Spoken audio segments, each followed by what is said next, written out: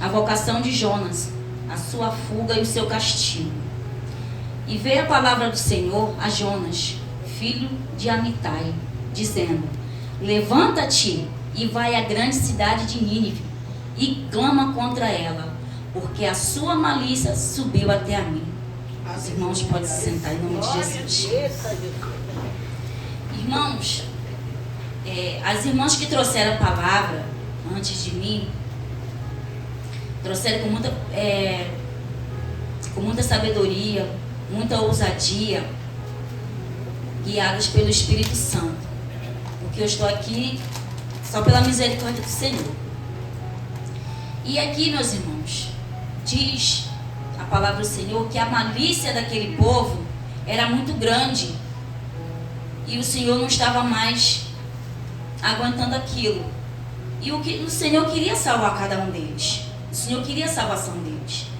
Então o Senhor designou o profeta Jonas para ele levar a palavra, a salvação até aquele lugar, até aquela cidade de Nínive, que naquela época era a capital da Síria, uma cidade muito grande, mas que infelizmente as pessoas ali viviam no pecado, não queriam saber do Senhor, não tinham conhecimento da palavra do Senhor. E ali o profeta Jonas não obedeceu o que o Senhor deu a ele, o que o Senhor ordenou a ele. Irmãos, eu escrevi tudo que eu ia falar. Me perdoe, mas eu fiquei praticamente 2 dias lendo a palavra. E aqui, no versículo 3, diz que Jonas fugiu da presença da face do Senhor. Mas, irmãos, quem é que pode fugir da face do Senhor? Ninguém pode fugir, nem eu nem você.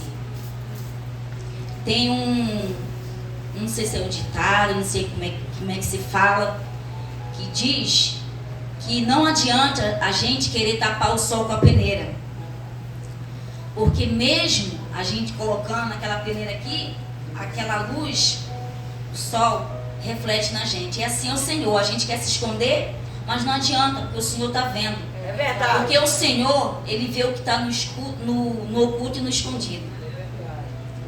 Então, irmãos, eu coloquei assim, e também no versículo 3 em diante, diz a palavra do Senhor que Jonas fugiu para a cidade de Tarsis, como se alguém pudesse fugir ou se esconder da face do Senhor. Igreja, o Senhor tem olhos como chama de fogo. Ele vê o que está no oculto e no escondido. Não vai adiantar você querer se esconder ou então escapar, principalmente quando Ele tem algo contigo. Agora eu faço uma pergunta, como eu já tinha dito: quem que pode esconder da face do Senhor? Ninguém. E outro detalhe, irmãos, quando o vento vem, acaba respingando em quem está em nossa volta, ao nosso lado, dentro do nosso lar, dentro do nosso trabalho, em qualquer outro ambiente que nós estivermos. Assim como aconteceu com aqueles marinheiros, porque o Jonas, quando ele fugiu, ele comprou uma passagem, foi para aquele navio, achando que o Senhor não estava vendo, mas o Senhor estava vendo ele. E ali, os marinheiros começaram a perguntar a ele quem era ele, de onde que ele era, qual era o Deus que ele servia, e ali ele falou que ele era hebreu, que ele servia ao Deus vivo. Quer dizer, nesse ponto ele não mentiu, ele se escondeu, mas não mentiu. Ele falou a verdade para aqueles marinheiros. E ali, irmãos, os marinheiros não queriam que ele ficasse ali naquele lugar. Sendo, irmão, que eles ali, os marinheiros, não tinham nada a ver com o que tinha acontecido com Jonas, mas infelizmente respingou neles também. E o profeta Jonas, com muita ousadia, que eu digo assim, ele assumiu a culpa dele. Ele falou: me lancem daqui, me joguem no mar. E assim eles fizeram. Irmãos, aqueles marinheiros, eles não eram servos do nosso Deus vivo. Por isso, o clamor deles não foi ouvido. Por quê? Porque aqueles marinheiros, meus irmãos, quando eles viram aquele alvoroço todo, aquele mar todo em revolto, eles começaram a clamar o Deus deles. O Deus com D minúsculo. Nosso Deus é D maiúsculo. Que é todo poderoso. Aleluia! Aquele a quem nós podemos pedir ajuda. Aquele que nos guarda, que nos dá livramento. É esse o nosso Deus. E ali, irmãos, eles pediram ajuda ali ao Deus deles. Só que não adiantava de nada, porque o nosso Deus é maior. E por isso o clamor deles não foi ouvido. Mas nós cremos em um Deus que pode todas as coisas. Eles não eram servos, mas nós somos. Nós estamos aqui para servir ao Senhor e fazer a vontade dele. Aleluia! Irmãos, ser servo é o quê? Você fazer a vontade, você servir. A palavra já diz, servo. Você é servo do Senhor. Então você não tem que ser mais do que Deus. Você tem que passar à frente do Senhor. Você tem que deixar o Senhor agir na tua vida. Aleluia! E porque, irmãos, a vontade dele é boa, perfeita e agradável. Aleluia! Ainda no versículo 5 diz que a palavra do Senhor, que a palavra do Senhor, do profeta Jonas, diz que ele, quando ele estava naquele navio, ele deitou e dormiu em um sono profundo. Às vezes, irmãos, isso acontece na nossa vida. O problema está lá e muitas das vezes a gente não quer dar ouvido, não quer tentar resolver e deixa para lá. Vai dormir, se tranquiliza, entendeu? Só que a gente não tem que ser como Jonas. A gente tem que agir, tem que buscar. E assim tem que ser, irmãos, em nossas vidas. Irmãos, eu peço desculpa porque eu estou bem nervosa. Eu estou aqui só pela misericórdia do Senhor. Irmãos, e ali vieram os marinheiros e começaram a clamar ao Senhor. Para ver que mesmo eles não sendo servos do nosso Deus vivo, ali naquele momento eles perceberam que ele, só quem poderia tirar eles daquele sufoco era o nosso Deus. Que pode todas as coisas. Porque eles não sabiam que aquela tempestade era culpa deles. Mas sim do profeta Jonas. Porque ali eles indagaram Jonas, ele falou por qual motivo ele estaria ali. Porque estava fugindo da presença do Senhor. E Jonas sabia de tudo que estava acontecendo, que era culpa dele. Irmãos, às vezes a gente não quer assumir nossa culpa. A gente sai daquele problema, não quer resolver, porque a gente acha que não tem nada a ver com a gente. E muito pelo contrário, às vezes tem tudo a ver com a gente, entendeu? E acaba respingando em quem não tem nada a ver. Então ele pediu que o lançasse ao mar. Irmãos, isso tem situações em nossas vidas que temos que tomar iniciativa. E ali, ele, pela misericórdia do Senhor, ele pediu que o lançasse ao mar. E ali o fizeram com ele.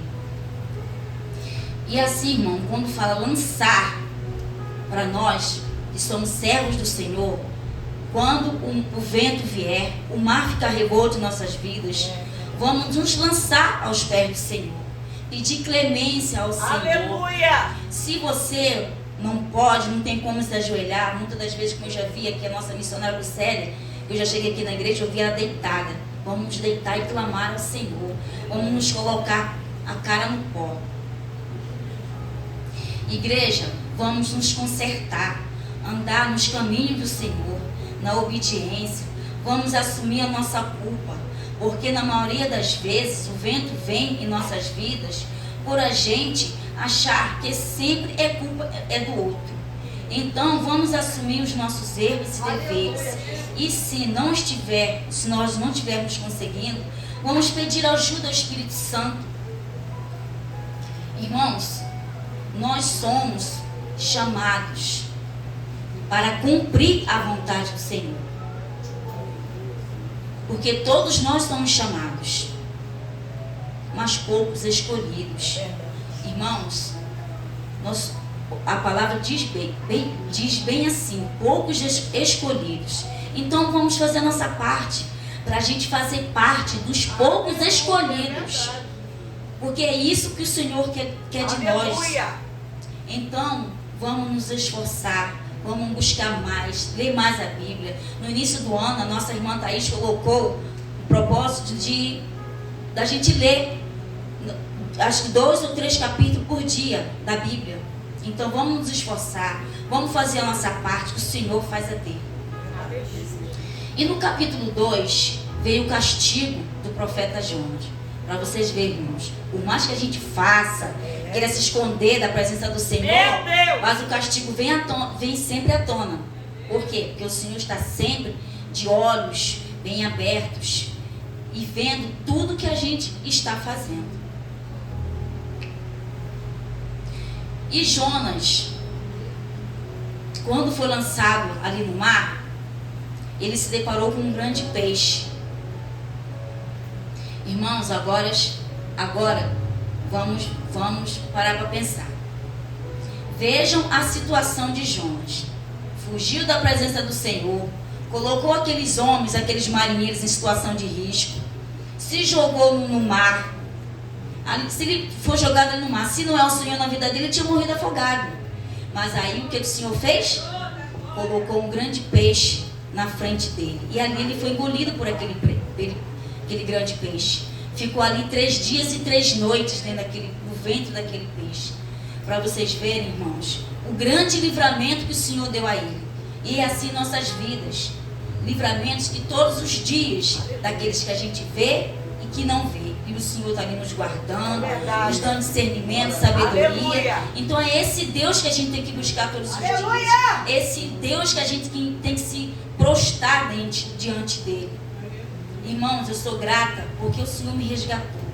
Ele me tirou de lugares que muitas das vezes não chego nem a coisas que eu não falei com a minha família, coisas que eu tenho só para mim.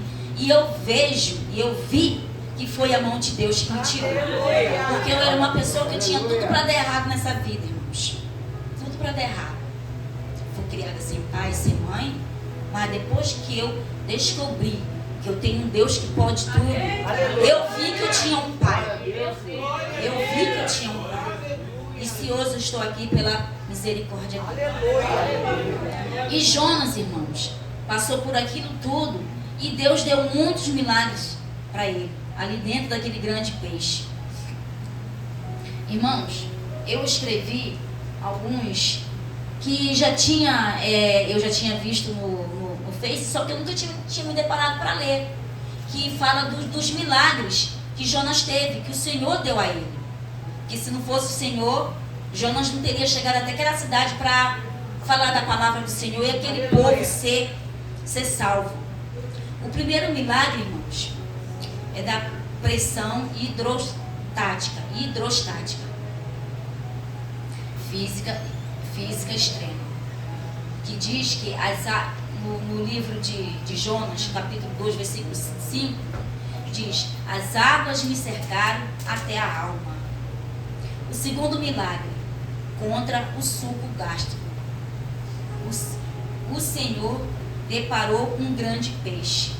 Irmãos, parem para pensar. A pessoa ficando 3 dias ali dentro.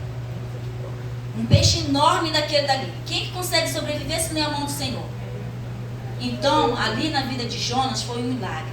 O terceiro milagre, o milagre da respiração sem oxigênio. 3 dias e 3 noites, irmão, sem oxigênio.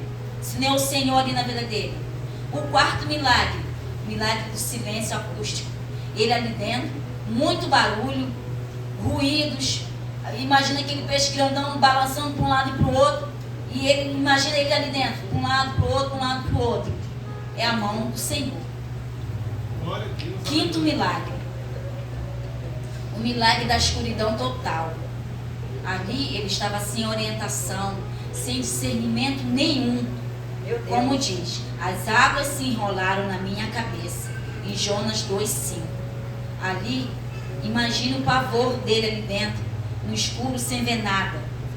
Sexto milagre, o milagre da imunidade e toxinas bacterianas.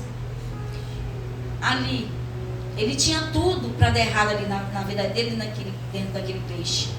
Mas o Senhor, com a sua infinita misericórdia, estava ali com ele. Sétimo milagre, o milagre do tempo biológico. Ele é de dentro, irmãos, ele não tinha noção nenhuma de tempo. Noção nenhuma. Na escuridão, 3 dias e 3 noites. Suco gástrico. Poderia pegar uma enfermidade com uma quantidade de bactérias.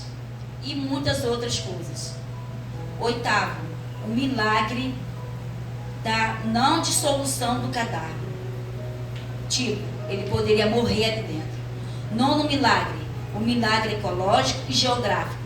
Ele não tinha noção ali dentro do ventre do grande peixe. Ele não tinha noção onde que ele estava. O Senhor ali na vida dele, para colocar ele no lugar que o Senhor tinha que colocar ele não iria chegar até Nínive para pregar a palavra do Senhor. 10º milagre supremo da vida, sustentada para fora da ordem natural. O que aconteceu? A baleia vomitou Jonas para fora do seu ventre. E ali, vomitou no lugar exatamente onde ele tinha que ficar, na cidade de Nínive, para pregar e falar da palavra do Senhor. E ali, em Deuteronômio 32, 39, diz a palavra do Senhor: eu faço viver e eu faço morrer. Então tudo é com a vontade e permissão do Senhor. Irmãos, o Senhor, Ele nos dá, Ele nos avisa, Ele usa profeta, tem a Bíblia, que está sempre falando conosco, para a gente andar na presença dEle, ser obediente na palavra dEle. Porque, irmãos, Ele só quer o nosso bem. Ele quer que a gente faça morada com Ele naquele céu, andar por aquelas ruas de ouro, porque eu creio nisso, irmãos. Aleluia. Irmãos, tem coisas que o Senhor já me mostrou que muitas das vezes eu não quero falar, coisas grandiosas, mas o Senhor sabe de todas as coisas. Irmãos, então vamos fazer a nossa parte, vamos falar da palavra, vamos dar o nosso folhetim.